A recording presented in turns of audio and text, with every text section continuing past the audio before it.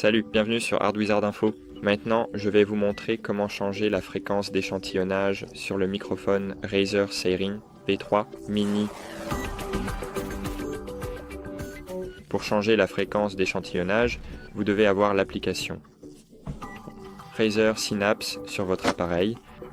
Vous pouvez l'ouvrir en accédant aux applications cachées, puis en trouvant Razer Central et en cliquant sur Lancer Synapse ou simplement en cherchant l'application Synapse dans la recherche de Windows. D'accord. Bien sûr, si vous n'avez pas cette application, vous devez l'installer. Pour ce faire, il suffit de chercher Razer Synapse sur Google et c'est très facile à installer. Si vous ne savez pas comment faire ça, vous pouvez regarder notre vidéo à ce sujet. Donc ici, dans la partie supérieure de l'application Razer Synapse, cliquez sur Streaming. Si vous voulez voir, cliquez lien description.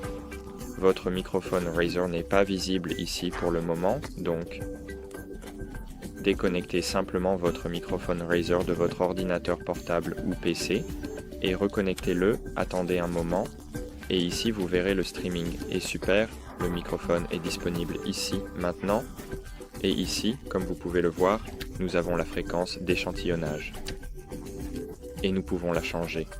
Donc 8 kHz est adapté pour la communication vocale de base comme la téléphonie où la haute fidélité n'est pas nécessaire. Ça capture toutes les fréquences essentielles pour la parole et grâce à ça, le son sera bon même avec une mauvaise connexion. Votre interlocuteur vous entendra même quand la connexion est mauvaise, mais peut-être qu'en ce moment, les mauvaises connexions arrivent rarement. Donc je voulais juste vous en parler, mais peut-être que ce n'est pas un mode très utile.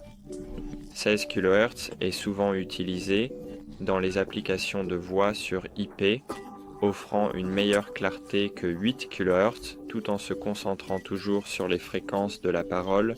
Donc si on n'utilise pas ce mode non plus, 32 kHz est adéquate pour une qualité radio FM et certaines applications vidéo numériques, donc en 32 kHz on peut enregistrer du son. Ça offre un équilibre entre la taille des fichiers et la qualité, adapté pour la parole et les enregistrements de musique locale, mais ici les meilleurs modes sont 44 et 48 kHz. Donc 44, c'est la norme pour les CD, capturant toute la gamme de l'audition humaine. C'est largement utilisé pour l'enregistrement de musique et d'audio en général. 48, courant dans la production vidéo et le travail professionnel. Ça offre une fidélité légèrement supérieure à 44 et 1 kHz et est souvent utilisé dans le cinéma et la vidéo. Par exemple pour la diffusion, donc différentes diffusions, c'est une très bonne idée d'activer ce mode et 96 kHz est utilisé pour les enregistrements audio haute résolution, capturant plus de détails et de nuances. C'est idéal pour la production musicale professionnelle et les fins d'archivage, mais notre microphone n'est pas un micro professionnel, donc je pense que vous ne remarquerez pas la différence. Je ne peux vraiment pas identifier la différence entre 48 kHz et 96 kHz en utilisant ce microphone. Je ne peux pas vraiment faire la différence entre ces trois modes, mais la taille des fichiers sera différente. Donc, quand vous enregistrez en 96, la taille du fichier vidéo que vous enregistrez dans OBS est vraiment énorme. Et c'est difficile de comprendre pourquoi c'est si gros, et parfois ça peut être vraiment très gros. Donc, je vous suggère de choisir entre ces trois, mais je pense que la manière la plus optimale d'enregistrer du son en streaming ou en jouant à des jeux, c'est 48 kHz. Mais si vous avez une mauvaise connexion, alors peut-être que 32 kHz sera mieux pour vous.